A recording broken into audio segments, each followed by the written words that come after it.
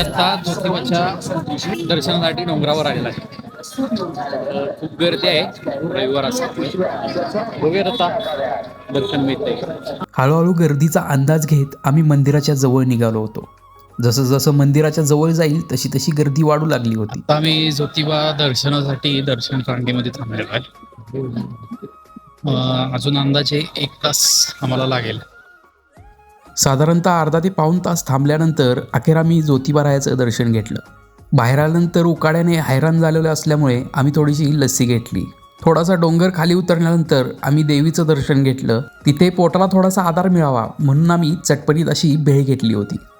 ज्योतिबारायाचं दर्शन झाल्यानंतर आम्ही कोल्हापूरच्या महालक्ष्मीच्या दर्शनासाठी गेलो.